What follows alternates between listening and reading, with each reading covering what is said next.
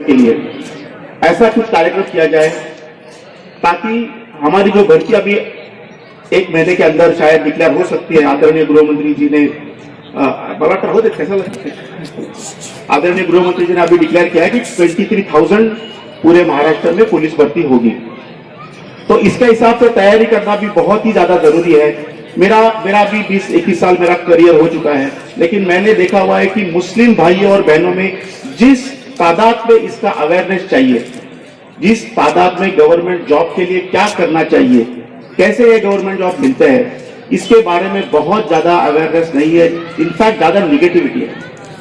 मैंने ये भी देखा हुआ है कि कई जगह पे ऐसे अच्छे अच्छे ग्रुप्स महाराष्ट्र में बनते हैं ताकि जो मिलके प्रिपरेशन कर सकते हैं, मिलके स्टडी कर सकते हैं, मिलके फिजिकल एग्जाम का प्रिपरेशन कर सकते हैं।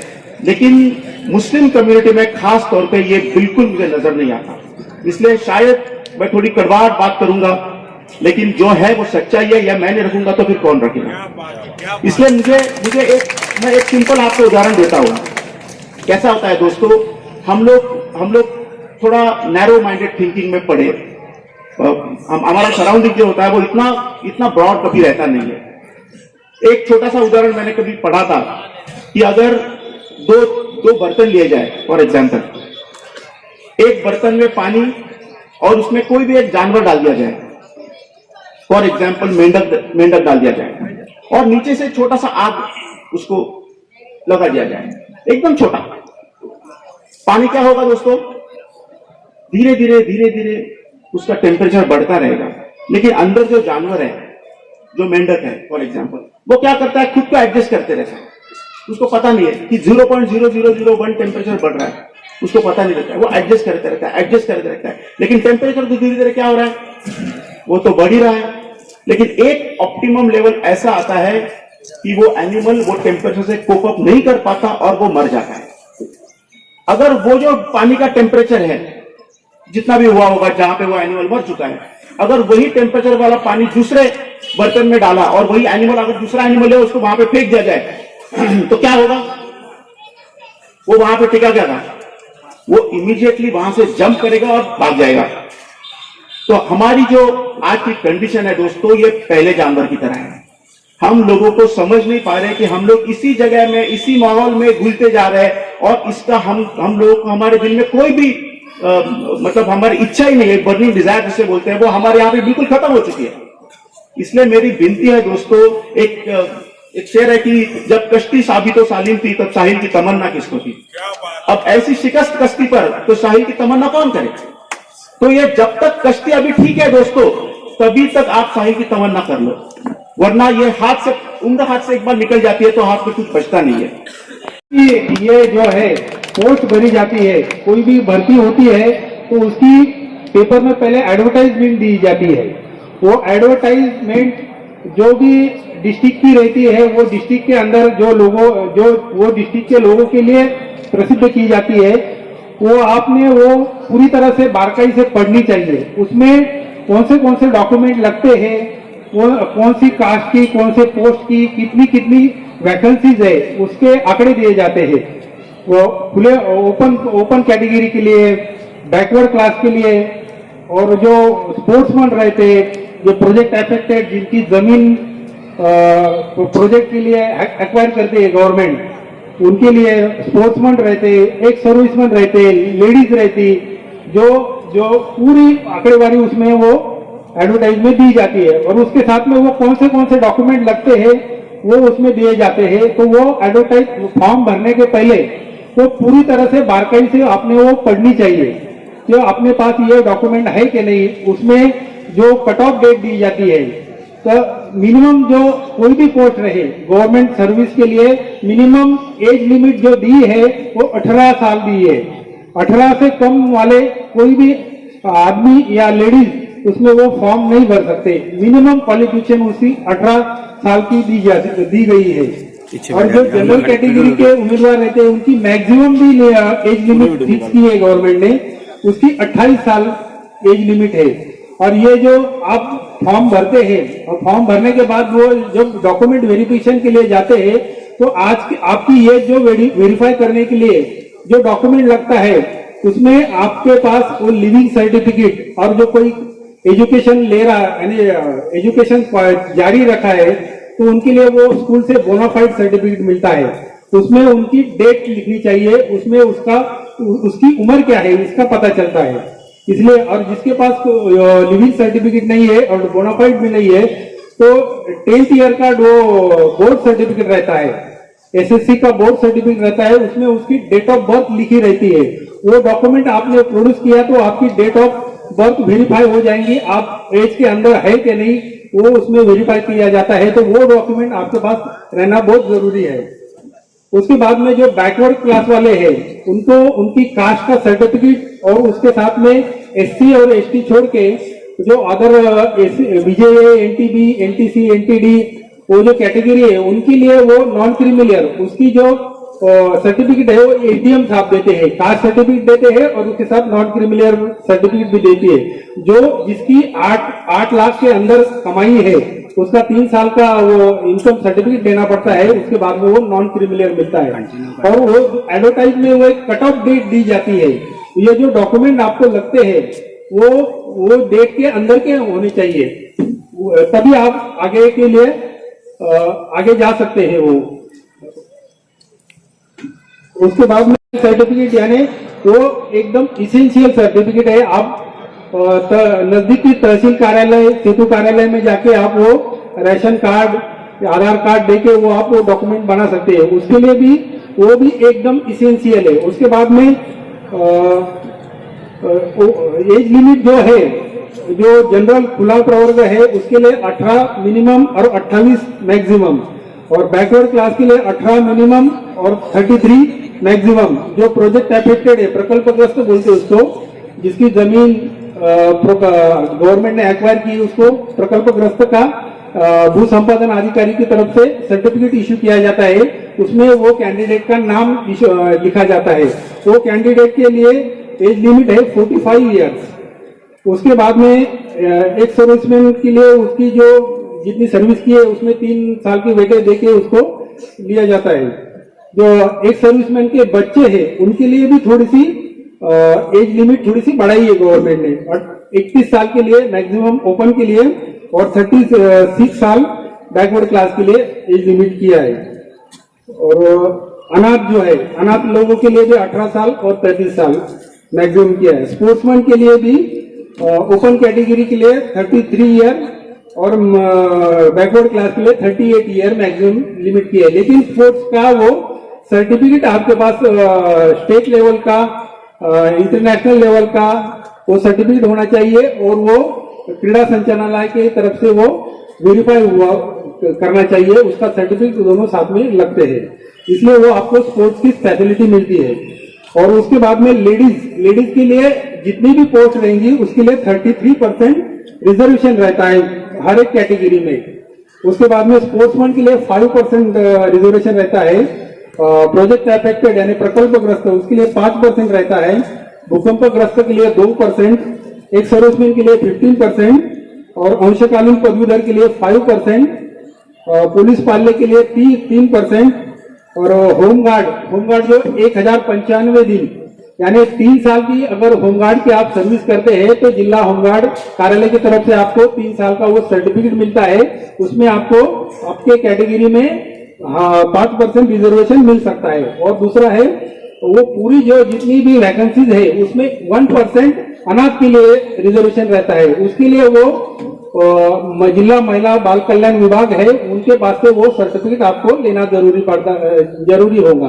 वो आपको सर्टिफाई करके देंगे कि ये अनाथ है, और वो उसमें पार्टिसिपेट करके वो 1% रिजर्वेशन ले सकता है। एजुकेशन क्वालिफिकेशन है 12वीं पास, और उसके साथ में उसकी इक्वलेंट जो भी डिप्लोमा की हो कैटेगरी है वो इक्वलेंट अगर रहती है तो वो चलती है। और कुछ लोगों ने अगर बीच में स्कूल छोड़ा है और यशवंतराव मुक्त विद्यापीठ से 12वीं और फर्स्ट ईयर पास किया है, उसको भी आपको 12वीं इक्वलेंट करके पुलिस में उसको चांस मिल सकता है। MACIT सर्टिफिकेट आपके पास अभी होगा तो जरूर चलेगा, नहीं तो आप सर्विस में एंटर करने के बाद भी 1 साल के अंदर वो उसको पूरा करके आपको देना पड़ेगा। वो भी आपको नहीं, तो आपको आगे की जो फैसिलिटीज है इंक्रीमेंट वगैरह वो नहीं मिल सकते। अगर आप अभी जो तैयारी करेंगे तो ये जो डॉक्यूमेंट है, अभी ये तुम्हारी डोमिसाइल सर्टिफिकेट अभी आप निकाल सकते हैं, जिनके पास है, जिनके पास नहीं है तो अभी से वो तैयारी कर सकते हैं कि डोमिसाइल सर्टिफिकेट निकाल ले। उसके बाद में 10वीं का बोर्ड सर्टिफिकेट। जब भी भर्ती में जाते हैं तो ओरिजिनल डॉक्यूमेंट किसी को देना नहीं है, वो सिर्फ आपको दिखाना है। और उसका जो जेरोक्स सेट है, 2 जेरोक्स सेट साथ में रखना है, 4 पासपोर्ट साइज आपके पास रखना है। आपको वहां पे जब जैसे जैसे आप डॉक्यूमेंट में वेरीफाई हो जाएंगे, आपको आइडेंटिटी कार्ड मिलता है, उसमें आपको फोटो लगता है। और जो भी डॉक्यूमेंट है वो आपके 2 जेरोक्स सेट वहां पे रखना है। यानी जब भी उन्होंने डिमांड किया तो आपने ओरिजिनल नहीं देना और सिर्फ जेरोक्स देना है। जेरोक्स सेट वहां देना है, ओरिजिनल आपने आपके पास रखना है। आपको कोई किसी को दिक्कत है, कोई अड़चन है? ओपन की उसमें से 150 जगह एग्जाम्पल दे रहा हूं, तो आप उस 150 जगह में भी आप कॉम्पीट कर सकते हैं। तो आप ऐसा बिल्कुल ना समझे कि मेरी XYZ कैटेगरी है, उसमें से 5 ही जगह है तो आप क्या करूं 5 जगह पे, ऐसा ना सोचते हुए आप अपनी इतनी अच्छी मेहनत कीजिए कि आप ओपन में भी आ सकते हैं। क्योंकि ओपन का जो मेरिट है that is open for everyone, मतलब वो सिर्फ मेरिट के हिसाब से कैलकुलेट होता है, उसमें कैटेगरी होती नहीं है। किसी भी जाति का आदमी ओपन में कॉम्पीट करके पोस्ट वहां से छीन सकता है, ये ध्यान में रखिए। नहीं है, फिर भी मैं कोशिश करूंगा कि मेरी बात आप तक पहुंचे।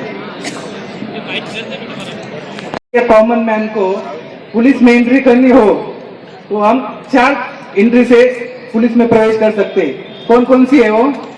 एक पुलिस कांस्टेबल। आपको पता है क्या पुलिस में एंट्री कितनी जगह से की जा सकती है? तो 4 जगह से। पहली है पुलिस कांस्टेबल, दूसरी है पुलिस सब इंस्पेक्टर, तीसरी है DYSP या एडिशनल कमिश्नर, चौथी है IPS। उसमें से हम पुलिस कांस्टेबल के बारे में जानकारी लेंगे।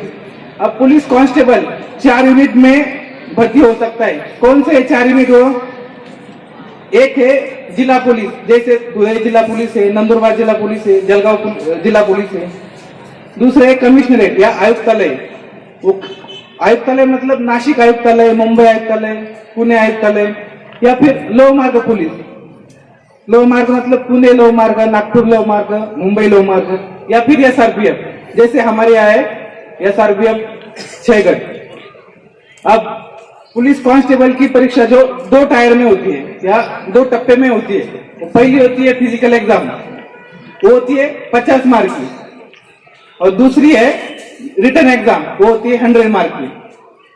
जब फिजिकल एग्जाम में क्वालिफाई होते हैं या उसकी मेरिट लगती है, वो लगती है 38 से लेके 45 तक, हर जिले में अलग अलग होती है। वो मेरिट में जब हम आते हैं तब हम रिटर्न के लिए क्वालिफाई होते हैं, और रिटर्न की एग्जाम होती है 100 मार्क की। रिटर्न एग्जाम प्लस फिजिकल ऐसे मिला के हमारा मेरिट लगता है, और वो मेरिट लगभग 120 से लेके 130 तक होता है, उसके आसपास होता है। वो हर जिले में अलग अलग होता है, हर जिले का मेरिट वो सेपरेट लगाया जाता है। अब लेखी परीक्षा की हम क्वेश्चन पेपर देखें तो उसके 4 टप्पे होते हैं। तो पहला होता है मराठी लैंग्वेज। वो कॉमन लैंग्वेज मतलब सेंटेंस स्ट्रक्चर होता है, या समानार्थी विरुद्धार्थी शब्द या संधि स्वर संधि, इसके बारे में जानकारी जो एक 10वीं कक्षा के लिए जो मराठी सिखाई जाती है उस लेवल की वो मराठी होती है।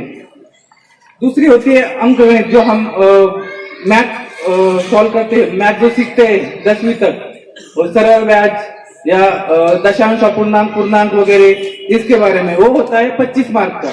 मराठी 25 मार्क की, अंकगणित 25 मार्क का। उसके बाद होती है रीजनिंग, जिसे हम आकलन बोलते हैं, जनरल आकलन।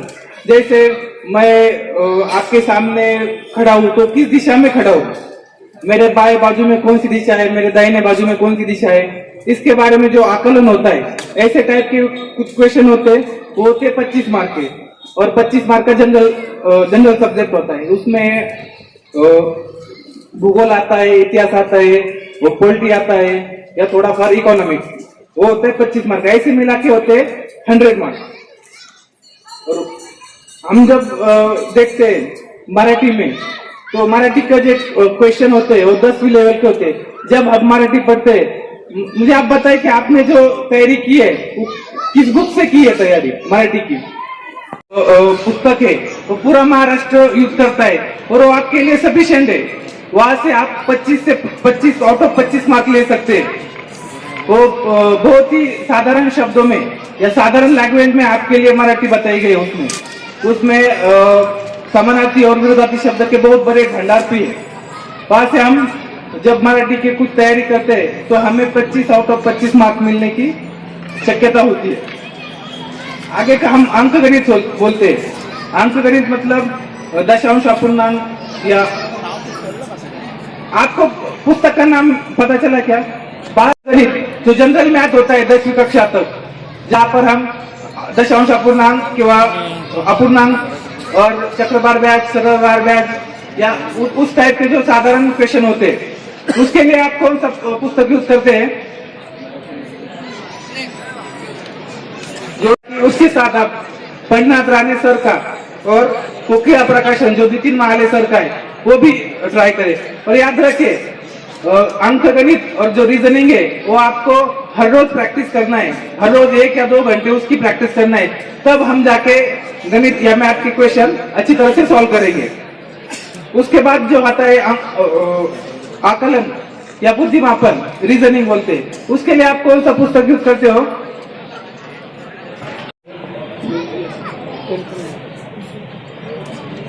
और किसी ने दी क्या? किस प्रकार के क्वेश्चन आते हैं? वो जो घड़ी clock wise, anti clock wise, या 3 बजे या 4 बजे में से कितने का कौन होता है, इस तरह के क्वेश्चन आते हैं। बाद में दिशा होती है, उत्तर दिशा, पूर्व दिशा, पश्चिम दिशा, इसके इस टाइप के कुछ क्वेश्चन आते हैं। या फिर मैं 10 मीटर चला, फिर बाएं मुड़ के 10 मीटर चला, फिर दाहिने मुड़ के 10 मीटर चला, तो मैं कुल मिला के कितने मीटर चला, इस तरह के कुछ क्वेश्चन होते हैं। इसके लिए आप कौन सा पुस्तक यूज करते हो? अगर आपको रीजनिंग आती नहीं है तो मैं सिफारिश करूंगा कि 5वीं और 8वीं का स्कॉलरशिप बुक बहुत अच्छा है। उसमें से आपके कंसेप्ट क्लियर हो जाएंगे। जब आपको कुछ आता नहीं तो वो रेफर करें कंसेप्ट क्लियरिटी के लिए। उसके बाद में आप जी किरण सर का एक पुस्तक है वो आप यूज कर सकते हैं, या फिर अनिल अंकलगी सर का भी पुस्तक है रीजनिंग के लिए। अब चौथा पार्ट होता है उसमें जनरल साइंस या सामान्य ज्ञान, वो होता है 25 मार्क का। अब हम क्वेश्चन पेपर को जब एनालिसिस करें तो उसमें पता चलता है कि वो 25 में से लगभग 8 या 9 प्रश्न सिर्फ करंट के होते हैं, जो हम रोज के न्यूज होते हैं उस न्यूज के बेसिस पे 8 या 9 क्वेश्चन होते हैं। आप मुझे बताएं कि जनरल साइंस के लिए आप कौन सा बुक यूज करते हैं? उसको रेफर करते हैं। उसके बाद में आपको रिलायबल एक पब्लिकेशन है, उसका क्वेश्चन सेट आता है, वो भी आप यूज कर सकते हैं। अब मुझे बताएं कि जनरल साइंस में किस किस टाइप के क्वेश्चन आते हैं, या करंट के बारे में कुछ बताएं। तो ज्यादा से ज्यादा क्वेश्चन आते हैं पुरस्कार के बारे में। पुरस्कार मतलब क्रिकेट का हो या कोई भी क्रिकेट, बैडमिंटन, कोई स्पोर्ट का हो, स्पोर्ट के बारे में किसने कौन सा किताब जीत लिया, या फिर कौन से मैदान पे कोई स्पोर्ट हुआ है, इसके बारे में, या फिर नोबेल प्राइज के बारे में क्वेश्चन पूछे जाते हैं, या फिर साहित्य अकादमी के बारे में, जो हमारे भारत रत्न है, पद्म पुरस्कार है, उसके बारे में क्वेश्चन पूछे जाते हैं, या फिर जो राष्ट्रीय चित्रपट पुरस्कार होते हैं उसके बारे में भी क्वेश्चन पूछे जाते हैं। उसके बाद आते हैं मंत्री और उनके जो डिपार्टमेंट है, हमारे स्टेट के गृह मंत्री कौन है, हमारे स्टेट के सार्वजनिक बांधकाम मंत्री कौन है, ऐसे कुछ क्वेश्चन पूछे जाते हैं। और उसके बाद IMF आता है, या फिर राष्ट्रीय नेशनल जो संस्थाएं होती है उसके बारे में भी कुछ क्वेश्चन पूछे जाते हैं। और कुछ दिन विशेष होते हैं, जैसे पंचायत राज दिन कब आता है, या एड्स दिन कब आता है, या फिर हमारा राष्ट्रीय मतदार दिन कब आता है, इसके बारे में कुछ क्वेश्चन आते हैं। उसके बाद भूगोल, भूगोल के बारे में भूगोल, भारत का भूगोल और महाराष्ट्र का भूगोल। इसमें जैसे डोंगर है, खाड़िया है, या पीके नदिया, या जिला विशेष, हमारे धुलिया जिला का क्वेश्चन होगा तो धुलिया जिले के बारे में कुछ क्वेश्चन पूछे जाएंगे, या फिर स्टेट और उसकी कैपिटल के बारे में कुछ क्वेश्चन पूछे जाएंगे। उसके बाद है साइंस।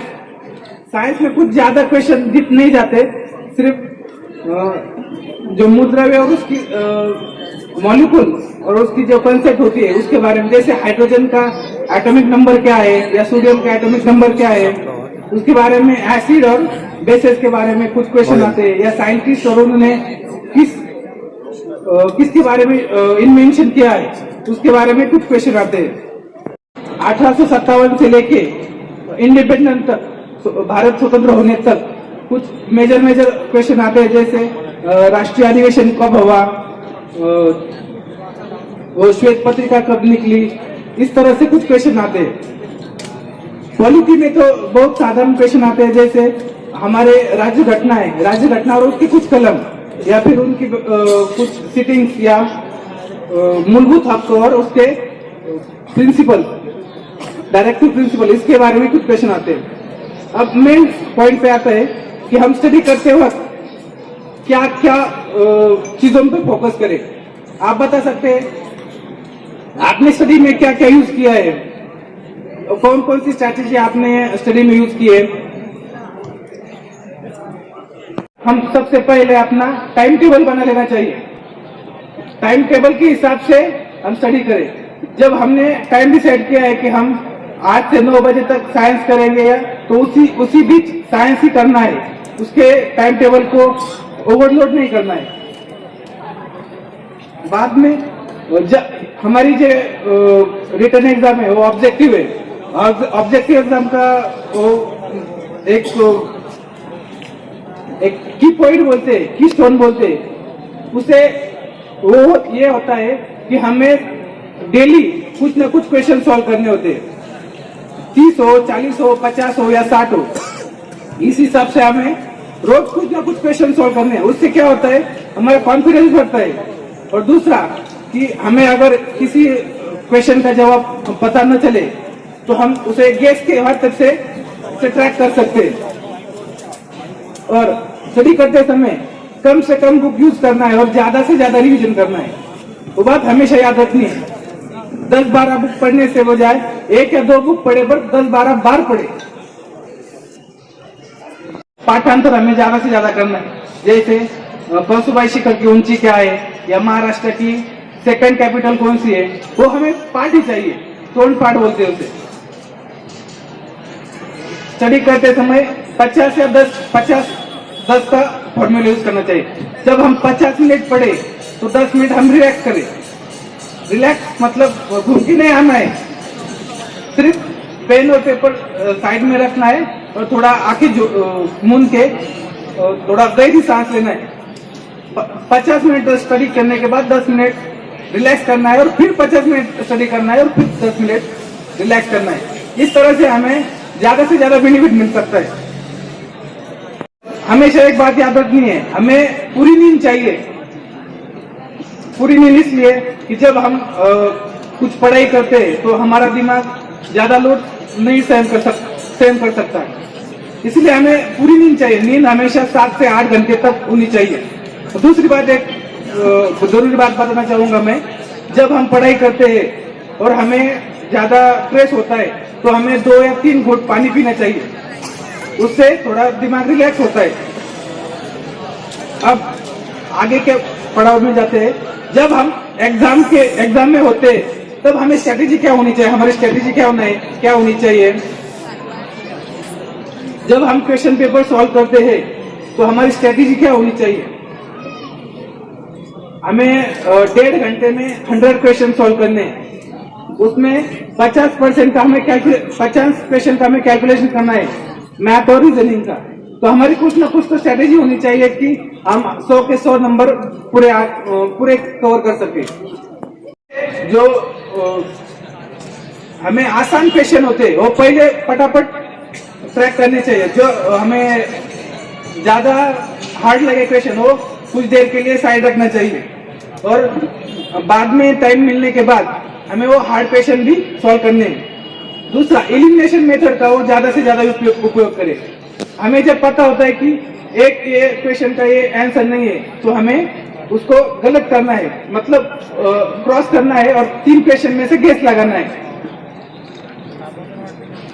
पेपर के दिन हमें ज्यादा कुछ पढ़ना नहीं है, मतलब कल पेपर है तो कल उठने के बाद ज्यादा कुछ पढ़ना नहीं है, नहीं तो हमें कंफ्यूजन ज्यादा होता है। उसके बाद पेपर के 8 दिन पहले पूरे सब्जेक्ट को हमें रिवीजन करना है। जितना हमने पढ़ा है उसको सबको सब रिवीजन करना है। पेपर के दिन हमारे दोस्तों के साथ अपने पेपर पर डिस्कशन नहीं करना है। अगर डिस्कशन करोगे वो गलत बात बोलेगा तो हमारे दिमाग में वही रहेगा, और वही रहने पर जब हम दूसरा क्वेश्चन सॉल्व करते हैं तो कंफ्यूजन कर सकता है आपके कोई आंसर के लिए। पेपर के पहले दिन मतलब कल पेपर है तो आज कम से कम 8 या 10 घंटे तक नींद पूरी नींद लेनी है।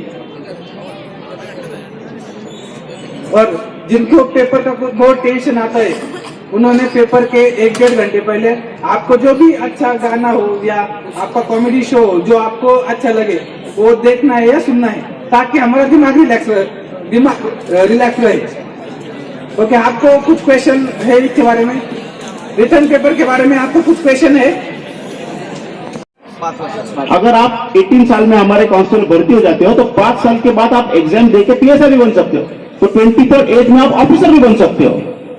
लेकिन इसके लिए आपको कष्ट करने की जरूरत पड़ेगी, आपको ये आपके नए आइडल्स तैयार करने पड़ेंगे। माननीय एसपी सर, बिहारी साहब, मैं बहुत बहुत धन्यवाद देता हूँ एसपी सर को कि मुझे यहाँ पर आपको फिजिकल के बारे में बताने के लिए मौका दिए। तो सभी लोग अभी जरा अलर्ट हो जाइए, सीधा बैठिए, गुड। अभी 3 ताली बजाएंगे, रेडी, 1 2 3। देखिए 3 ताली अलर्ट नहीं है, मैं 3 ताली बोला था, आपने ज्यादा ताली बजा दी है।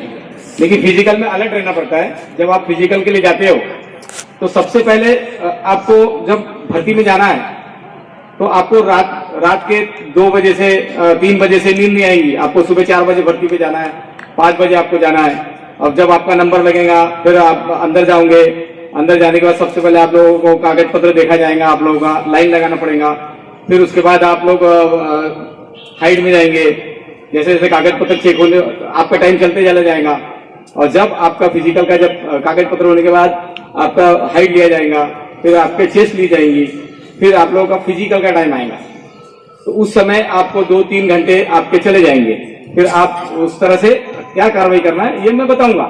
तो जैसे ही आप आते हो तो सबसे पहले आपका हाइट लिया जाएगा, मतलब कागज पत्र होने के बाद हाइट ली जाएंगी। तो हाइट स्टैंड है जो कि सरकार मान्य है, उसको मान्यता रहती है, उस हिसाब से आपका हाइट लिया जाएगा। तो सबसे पहले मुझे बताएंगे कि आपकी कैटेगरी में आपकी जो हाइट है ये कितनी होना चाहिए, कौन बताएगा? मालूम है कि मैं पूछ रहा हूं कितनी हाइट चाहिए? नहीं सेंटीमीटर बताइए। उससे नीचे नहीं चाहिए। 165 सेंटीमीटर हाइट किस तरह से आपको देना है ये मैं आपको वहां बताऊंगा। और उसके बाद हाइट होने के बाद आपको चेस्ट देना। तो चेस्ट देते समय मैं यहाँ पे बताऊंगा, लेकिन आपको कपड़े में ही चेस्ट किस तरह से देना वो भी मैं आपको तरीका बताऊंगा कि चेस्ट किस तरह से देना है। तो बताइए चेस्ट कितनी लगती है जेंट्स के लिए? पुरुष कितनी लगती है चेस्ट? 79 सेंटीमीटर, 70, 79, 77। आप लोगों की जो है छाती जो रहती है 79 यानी 79 सेंटीमीटर आपको चेस्ट देना पड़ता है। और 5 जो है 5 इंच आपको फुगाना पड़ता है, यानी उसको अप करना पड़ता है। ठीक है, सेंटीमीटर फुगाना पड़ता है उसको। 5 सेंटीमीटर आपको फुगाना पड़ता है। और कितना सेंटीमीटर लेना पड़ता है? पहले कितना बताया मैंने? 79 बराबर है। और 5 सेंटीमीटर आपको क्या करना पड़ता है, फुगाना पड़ता है। तो आप पहले से ही अगर आपने चेस्ट को ठीक तरह से नहीं दिया तो आपका 5 सेंटीमीटर फूकेगा नहीं। तो वो कैसा देना है वो मैं 1-2 मिनट में आपको बताऊंगा। आप लोग ध्यान रखो। अलर्ट है सब लोग, तैयार है सब, इधर ध्यान दीजिए। बताया था मैंने अभी 165 सेंटीमीटर बराबर है। तो आपका हाइट कम ज्यादा हो जाएगा इस तरह से। और आपने पंजा भी नहीं उठाना है, सीधा खड़े रहो, आपकी हेड क्लियर। और चेस्ट को आप कर देना बस, हाथ को नहीं, सिर्फ चेस्ट को। आप ऐसा नहीं करना है, ठीक है। अभी चेस्ट अप करिए, बॉक्स के अंदर है, पैर मिलाइए, हाइट है 165.5, ठीक है 165.5। अभी फिर से हम इसको लेंगे। अभी पीछे जाओ, ये हाथ को मिलाओ, चेस्ट अप करो, चेस्ट अप करो, सामने आओ। हाँ ये देखो यहाँ इस तरह से अप करो, अप करो, चेस्ट अप करो। तुम क्यों झुक रहे हो? 5.23 इस तरह से इसकी हाइट का क्या हो रहा है, ऊंचाई। इस ठीक तरह से खड़े रहेंगे, ऐसा सांस लेंगे, बराबर हाइट आपकी करेक्ट आएगी। समझ में आ रहा है? अब अगर पीछे तरफ खड़े रहेंगे तो कहां पे आएंगे, एड़ी उठाया तो क्या हो जाएगा, पीछे से आपको फॉल हो जाएगा। नहीं, फिर से डबल देना पड़ेगा हाइट आपको। उसमें आपको नीचे पट्टी डाल के देखते कि कोई एड़ी तो नहीं उठा रहा है, ठीक है। इस तरह से नहीं होना चाहिए। चलो नेक्स्ट, अभी करने दो उनको। हाँ अभी कितना है, 82, यानी ये पात्र हो गए क्या में, नॉर्मल में। हाँ लो फुगाओ। 87, 82, 87 कितना फुगा, 5। अभी देखो वही फुगाएंगे। अभी कुछ नहीं करना। पहले आपने क्या करना, चेस्ट को नॉर्मल, वो बराबर आएंगे, एक्यूरेट आएंगे, ठीक है। और उसके बाद आपने हाथ ऐसा ऐसा ऐसा, स्वाद लेने की जरूरत नहीं है। आपने क्या करना है, सिर्फ स्वाद लेना, सीधा ऐसा देखना, बराबर आपकी चेस्ट 5 से 6-7 तक खुलेंगे, ठीक है। और उसके लिए एक्सरसाइज मैं बताऊंगा, उस तरह से क्या एक्सरसाइज करना, ठीक है। देखो फिर से लो, तो ज्यादा लंबा, ज्यादा ऑक्सीजन लेना, जो अपने फेफड़े में ज्यादा से ज्यादा सांस भरना, जिससे चेस्ट का आपका ये फुगाने का जो समस्या है वो दूर हो जाएंगे। और ज्यादा से ज्यादा आपकी 8-9 इंच ऐसी ज्यादा फुगेंगी। हमको 5 ही चाहिए, आप उससे ज्यादा फुगाओ। समझ में आ रहा है? समझ में आया क्या? Okay thank you. बॉक्स के अंदर थोड़ा पीछे, हाँ ठीक है। ले कितना है, दोनों तरफ सामान करो। 162.5। हमको कितना चाहिए, कितना चाहिए? अभी इस समय जो है एकदम फ्री, जैसा आप नॉर्मल हो उसी तरह से रहना है, बाल को रखना है। 61.5। अभी आपका चेस्ट हो गई, आपका हाइट हो गई, चेस्ट हो गई, दोनों हो गया। अभी आप जब रनिंग के लिए जाएंगे, अलर्ट बैठिए, अलर्ट। अगर आप लोग बात करेंगे तो ठीक तरह से आपको समझ में नहीं आएगा। फाइटर 1 2 3, ठीक है, ध्यान दीजिए। अभी अलर्ट रहिए। अभी चलेंगे हम रनिंग 1600 मीटर। अगर आपका नंबर, जब आपके जो ग्रुप्स रहेंगे वो ग्रुप्स में आप 1600 मीटर में भी जा सकते हैं, 100 मीटर में रनिंग में जा सकते हैं, और आप गोला फेंक में भी जा सकते हैं। ऐसे 3 मूवमेंट है। जब 1600 मीटर जो रनिंग है वो आपके जो है मास के लिए, सबसे पहले अगर आपका नंबर 1600 में लगा तो आप 1600 में जाना है, 100 में जाना है। तो उसके मार्क्स कैसे दिए हुए, 1600 मीटर रनिंग आपका 20 मार्क, टोटल फिजिकल कितने मार्क का है, 50 मार्क का। और उसके बाद 100 मीटर टोटल 15 मार्क, और गोला फेंक 15 मार्क। महिला लोग का भी आपका भी वही है, सेम 20 मार्क, 15-15, और उसके 30, ये टोटल कितने हो गए आपके, 50 मार्क, ठीक है। तो सबसे पहले हम जाएंगे 1600 मीटर रनिंग पे। तो 1600 मीटर रनिंग करने से पहले आपने क्या क्या करना है, 1600 मीटर सबसे पहले आप रनिंग करने से पहले एक दिन पहले आप ज्यादा से ज्यादा ग्लूकोज जो रहता है, ग्लूकोज वो पीना है एक दिन पहले। लेकिन जब रनिंग करने जा रहे हैं उस वक्त आपने पानी कम मात्रा में पीना है, क्योंकि आप ज्यादा पानी पिएंगे तो आपका दौड़ते समय पेट दुखेगा, और उसके बाद आपको ज्यादा बाथरूम वगैरह जाना पड़ेगा, टॉयलेट के लिए जाना पड़ेगा। तो ये सब चीजें परेशानी आएंगी। जब भर्ती में जाओगे आप तो लाइट एकदम पानी पीना है, पहले आधा 1 घंटा पहले आप पानी पीना है, लेकिन कम मात्रा में, ताकि आपको रनिंग करने के लिए सुविधाएं हो जाए, है ना, अनसुविधाएं नहीं होना चाहिए। एक दूसरा, रनिंग करने से पहले आपने हल्का जो आपका जो है बनियान पहनना है और शॉर्ट जो रहता है एकदम हल्का पहनना है। शूज वही पहनना है जो आप हमेशा प्रैक्टिस करते हो, नहीं तो नया शूज उस दिन पहन लेंगे तो शूज काटेगा।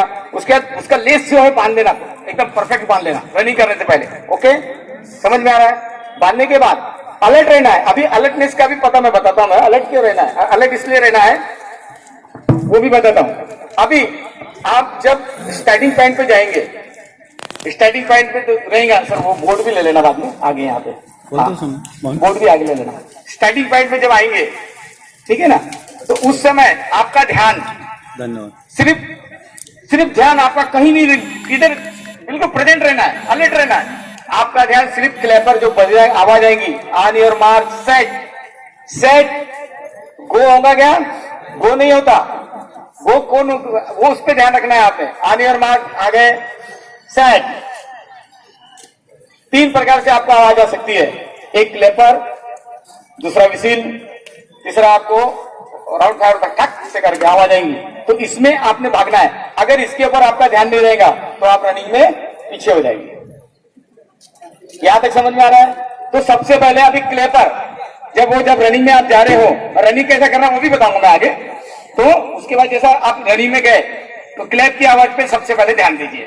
अभी देखिए क्लैप की कैसी आवाज, ऑन योर मार्क सेट। मैंने गो बोला ही, सेट ये गो। अगर इसमें आपका अगर ध्यान नहीं रहा तो आप पीछे हो जाओगे, जिससे आपका रनिंग नहीं हो पाएगा। पहला। दूसरा, सांस लंबी लंबी सांस लेना है। लेकिन पहला जो सबसे पहला मुद्दा था, वो मुद्दा ऐसा था कि आप जब 1600 मीटर जा रहे हैं तो उससे पहले आपके शरीर को गर्म करो, वार्म अप करना, पसीना निकलना चाहिए। देखिए, अगर हम कोई चीज को जाना है, हमको मेहनत करना है, या कोई चीज को चढ़ना है, पहाड़ चढ़ना है या रनिंग करना है, तो सबसे पहले पसीना आता है, बराबर है। उसके बाद आपका जो हृदय है, ये एकदम ऐसा लगता है कि मैं रनिंग कर, थोड़ा सा रनिंग भागेंगे 100 मीटर 200 मीटर, ऐसा लगेगा छोड़ दूं, क्या बाहर चले निकल जाऊं, छोड़ के बाहर निकलूं, ऐसा लगता है, मैं छोड़ देता हूं। नहीं, फिर पसीना आता है, फिर वो थोड़ी देर के बाद अपना शरीर अपने आप तैयारी शुरू कर दो, नहीं अभी भागो। पसीना आने का तो रिलैक्स हो जाता है, फिर एकदम भागना शुरू करते हैं, आपका शरीर गर्म हो जाता है, मसल्स बिल्कुल एकदम काम करना शुरू होती है। तो रनिंग भागने से पहले 10-15 मिनट पहले अपने आप को वार्म अप कर लेना है। अब वार्म अप क्या करना है, 100 मीटर का जो वार्म अप करना है वो भी मैं बाद में बताऊंगा, पहले 1600 मीटर का हम कंप्लीट करते हैं। ओके, अभी आपने क्या किया, क्लैपर में ध्यान दिया। क्लैपर, एक क्लैपर समझ में आया? सेट, चले जाना है। अगर इसमें ध्यान, एक सीटी बज सकती है, क्लैपिंग बज सकती है, या फिर ऑन योर मार्क सेट, ऐसे गोली की आवाज आएंगे आपको, तो उसमें भागना है। ऐसे 3 चीज आपको वहां पे हो सकता है। तो ये तीनों मैंने आपको बताया है। अभी इसमें ट्रैक भी हो सकता है, और या तो फिर आपका सीधा भी ट्रैक हो सकता है, जिससे आपको राउंड, एक राउंड कितना होता है वो ग्राउंड का, 400 मीटर का, 400 मीटर का, बराबर है। उसमें आपको कितने चक्कर मारना पड़ेगा, 4, बराबर है। अगर सीधा भागना है तो वो 1600 मीटर का सीधा रहेगा, या थोड़ा टर्न करके रहेगा, वो भी मान्यता रहता है, उसको भी मान्यता प्राप्त करके लिया जाता है, तब आपको उसमें दौड़ाया जाता है भर्ती के समय। एक हो गया। उसके बाद जूते की लेस बांध लेना है, क्लैपर में ध्यान लगना है, क्लैपर बजेगा, सीटी बजेंगी, आपने दौड़ को चालू करना है। दौड़ते समय आपने कभी भी पीछे देखना नहीं है, और लंबी लंबी सांस लेना है। सांस लेने के बाद आप लोगों ने सबसे ज्यादा ऑक्सीजन लेना है। जितना सांस आप लोगे उतना आपको ऑक्सीजन मिलेंगे, उतनी स्पीड बढ़ेगी आपकी। समझ में आ रहा है? और जो आपने एक दिन पहले ग्लूकोज जो पिया हुआ था रात में, ये सब जितना, तो आपके लार से ये आपके मुंह पे आएगा, जिससे आपका मुंह गीला रहेगा। लेकिन थूकना नहीं है। आपने अगर थूका तो आपका मुंह सूखा हो जाएगा, और जिससे आपका रनिंग करना थोड़ा सा कठिन हो जाएगा। अब इसमें राउंड कैसा करना है, इस तक कितने मार्क्स है आपको? 5 मिनट 10 सेकंड में अगर आए तो आप 20 मार्क्स। ओके, तो पहला राउंड जो आपका होगा 5 minute 10 second 20 mark, 5 minute 30 second उससे कम तो 18 मार्क, 5 मिनट 50 सेकंड उससे कम तो 16 मार्क। उसके बाद 6 मिनट 10 सेकंड में 14 मार्क। मैं किसी से भी पूछूंगा कितने मार्क, अभी आप अलर्ट रहिए, मैं पूछ सकता हूं किससे भी। उसके बाद 6 मिनट 30 सेकंड 12 मार्क, याद पाठ करके रखिए। उसके बाद 6 मिनट 50 सेकंड 10 मार्क, उसके बाद 7 मिनट 10 सेकंड 8 मार्क, और उसके बाद 7 मिनट 30 सेकंड 5 मार्क। और अगर 7 मिनट 30 सेकंड से ज्यादा है तो आप दौड़ते रहेंगे तो भी आपको 0 मार्क मिलेंगे, और रनिंग आपने किया लेकिन मार्क टाइम पे नहीं आया तो आपको 0 मार्क रहेगा। ओके, अभी रनिंग करते समय क्या करना, अभी ये बंदे यहाँ बैठे हैं, ये सब आप लोग बैठे हो इधर ऐसा। अभी आपका नंबर आएगा, आपका फाइल जाएगा, तो सबसे पहले रनिंग का ट्रैक देख लीजिए कैसा भागना है। यहां से जब स्टार्ट करेंगे आप ट्रैक, तो 100 मीटर 150 मीटर पे आपको इस ट्रैक पे आ जाना है, इनर वाले ट्रैक पे। इनर के ट्रैक को पकड़ लेना है।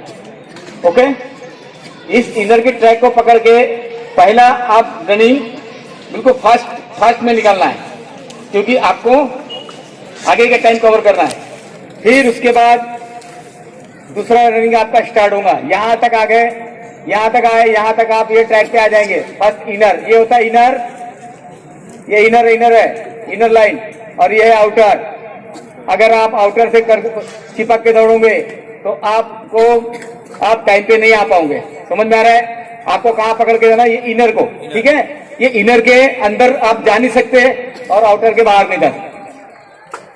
इनर के अंदर से रनिंग हो सकती है आपकी, नहीं, आप फाउल हो जाएंगे, आप बाहर हो जाओगे। तो इस इनर से ही दौड़ना है आपने 1600 मीटर। समझ में आ रहा है? एक राउंड कितने का है? 400 मीटर का। ओके, पहला राउंड आपने स्टार्ट किया।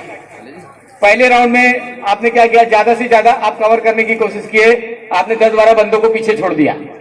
ओके, फिर दूसरे राउंड में आप 4-5 बंदों को पीछे छोड़ने की कोशिश करिए और स्पीड से भागिए। पीछे नहीं देखना है, पीछे देखोगे आप हार जाओगे। और उसके बाद फिर उसको 4-5 बंदों को छोड़ देना है, फिर आपने उसी वजह से हारे हुए। वो पीछे देख लिए, पीछे वाला आगे चले गए। समझ में आ रहा है? और स्पीड बराबर रखना, ठीक है। उससे कम 20 मार्क आएगा आपको।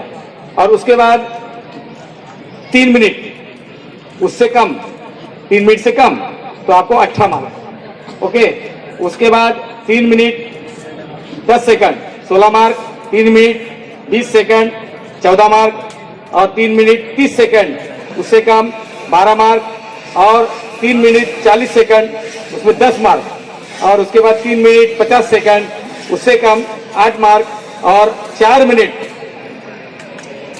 00 सेकंड मतलब 4 मिनट तो आपको 5 मार्क मिलेंगे। अगर 4 मिनट से उससे ज्यादा है तो आपको 00 मार्क। समझ में आ रहा है? रनिंग की पोजीशन वही है मैडम लोग। सबसे पहले क्या करना है, आप लोग ने वार्म अप करना है रनिंग से पहले। समझ में आया?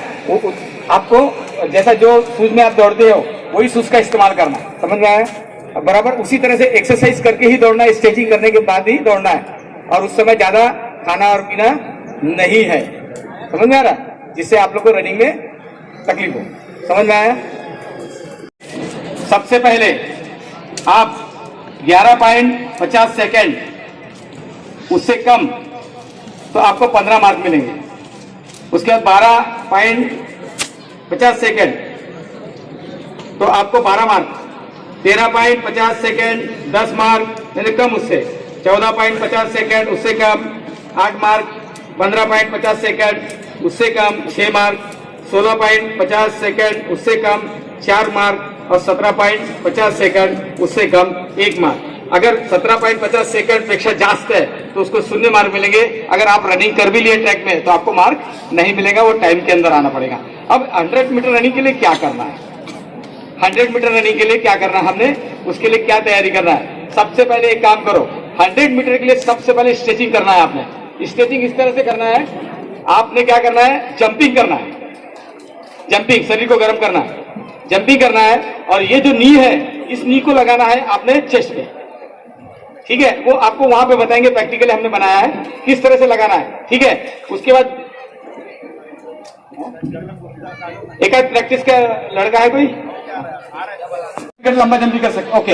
अभी उसके फ्रंट नी लगाना, ये इस तरह से, चलो ये पैर को ये घुटना लगा, हाँ स्टार्ट 1 2 इस तरह से, तेज करो तेज करो तेज करो तेज करो, ओके ओके। बैक नी इस तरह, back knee fast fast fast fast, back knee good, front जाओ, बैक फ्रंट बैक, फास्ट करो, फास्ट करो, फास्ट, वेरी गुड, गुड। आ जाओ पीछे, पीछे आओ। इस तरह से आपने क्या करना है, स्टेजिंग, शांत रहना है। अभी शांत नहीं है आप लोग, शांत बैठिए, शांत बैठिए, शांत रहना है। लंबी लंबी सांस, इस सब चीज में ध्यान रखना है। और उसके बाद दौड़ते समय आपने इस मोमेंट में जब दौड़ रहे हो तो इसी मोमेंट में झुक के ही रहना है। अगर आप ये मोमेंट कम से कम 10 से 20 मीटर तक के, 20-30 मीटर तक के ऐसे झुक के दौड़ना, क्योंकि आपकी स्पीड को कायम रखना है। 100 मीटर की रनिंग है, ठीक है। अगर आपने थोड़ा भी ऐसा सीधा होने की कोशिश किया तो आपका मार्क नहीं आएगा, आप पीछे ऐसी इस तरह से हो जाओगे, यानी आपका जो वजन है वो आपको पीछे खींच लेगा, जिससे आपका टाइम आएगा नहीं। दूसरी बात, हाथ का मूवमेंट जो है, मूवमेंट, हाथ के मूवमेंट से आपका टाइम जो हो जाएगा वो पीछे हो जाएगा। दौड़ते समय कहीं पे भी नहीं देखा, सीधा दौड़ना एकदम। और दूसरा, लेन जो रहता है, लाइन रहती है, उस लाइन के बीच में से दौड़ना है, लाइन को क्रॉस करना नहीं है। जो आपका लेन दिया है उस लेन से ही दौड़ना है। क्या बंद है? अभी क्या करते हैं, 100 मीटर जब फिनिशिंग आता है, फिनिशिंग, तो क्या करते हैं, आपको उसको चेस्ट करने की कोशिश करते हैं, ऐसा जंप मारने की कोशिश करते हैं, तो वो फिनिशिंग लाइन तक के दौड़ना है। आपने पहले जंप नहीं मारना, 5-6 मीटर पहले करते हैं, उससे भी मार्क्स कम हो जाते हैं, यानी टाइम कम हो जाता है आपका। उसको क्या करना है, जंप मारने से पहले फिनिशिंग में आपने वो कर लेना है, पहले से नहीं करना है, वो आप फिनिशिंग लाइन पे ही करना है। उसके बाद जैसा ही आपका 100 मीटर हो जाता है तो आपने पुल डाउन होना है और अपने एक्सरसाइज करना है, जिससे स्ट्रेचिंग करना है, स्ट्रेचिंग, जिससे आपका मसल्स पेन नहीं होगा। और उसके बाद अगर आपका 1600 मीटर रनिंग रहा तो क्या करोगे, जाम नहीं हो जाओगे आप।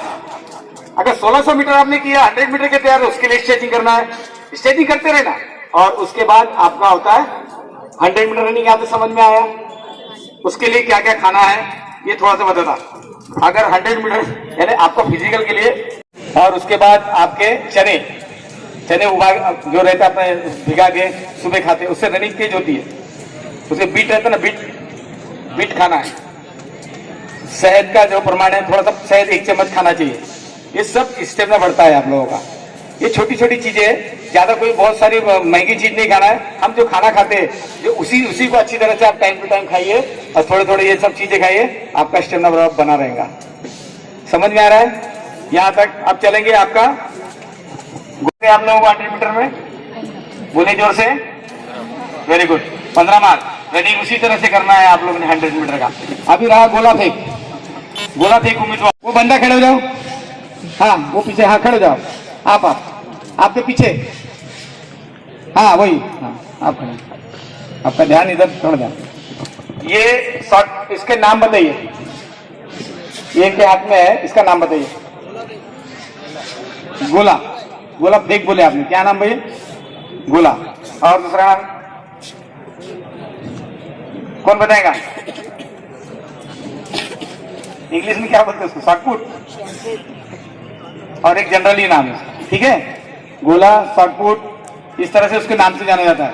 और इसको कितने लोग इस्तेमाल करते हैं? एक भर्ती के लिए, दूसरा गेम के लिए, तीसरा खुद के लिए स्टेमिना बढ़ाने के लिए। ठीक है, मैं कितना फेंकता करके, समझ में आ रहा है? 3 लोग इस्तेमाल करते। अभी इसका वजन बताना है। चलो वजन बताओ, कौन बताएगा इसका वजन कितना है? बोलिए। 7.5 किलो। हाँ, इसका वजन ही नहीं मालूम है, 7 किलो 260 ग्राम। 7 किलो 260 ग्राम है उसका वजन गोले का। और मैडम ये महिला लोगों का 4 किलो का, ठीक है, 4 किलो। समझ में आया? अभी जो रनिंग है आपने क्या करना है, अब सॉरी शॉर्ट पुट है, उसको आपने क्या करना है, किस तरह से फेंकना है। पहला प्रकार, अभी देखिए, अभी मैं फेंक रहा हूं इसको गोले को। अभी मैंने सीधा ऐसा खड़े होकर फेंक दिया तो गोला जाएंगे क्या ज्यादा दूर? क्यों? क्योंकि इसको हमको ताकत देना है। सबसे पहले गोला पकड़ने के लिए जो उंगली रहती है, इस उंगलियों को मिला लो, एकदम नहीं, थोड़ा सा ऐसा मिलाओ।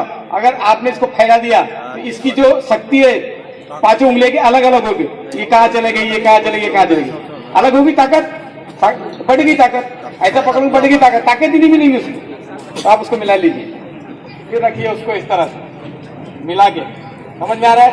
और उसके बाद पीछे गोला यहाँ रख के पीछे की तरफ जाना है, क्योंकि हमको उसको ताकत देना है। क्या देना है? ताकत देना, ताकि वो उस तरह से जाके गिरे। ये एक तरीका है फेंकने का। दूसरा तरीका है टी पोजीशन। कौन सा पोजीशन? टी, यानी उधर पीछे की तरफ मुंह रहता है। अभी मेरे को गोला सामने फेंकना है, मेरा फ्रेंड यहाँ रहेगा, इस तरह से मैं टी पोजीशन बनाऊंगा और उसके बाद फेंकूंगा। दो पोजीशन समझ में आया। तीसरा राउंड पोजीशन, जो कि गेम वाले ज्यादा के इस्तेमाल करते हैं, तो उसको एक इस तरह से राउंड घूम के मार फेंका जाता है। वो जो ज्यादा करके स्पोर्ट्समैन वगैरह उसको थोड़ा सीखना पड़ता है। आपको टी पोजीशन आ जाएगा और एक जनरल पोजीशन आप फेंक लोगे।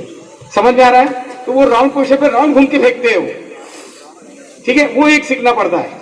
इस 3 प्रकार से गोला फेंका जाता है। गोला से आप फेंकना, कितना पॉइंट मिलता है? 15 मार्क है, ठीक है। चलो ये खड़े हो जाए आप, ओ बाजू वाला, कितना मार्क है गोले का? 8 मीटर 50, 4 मार्क।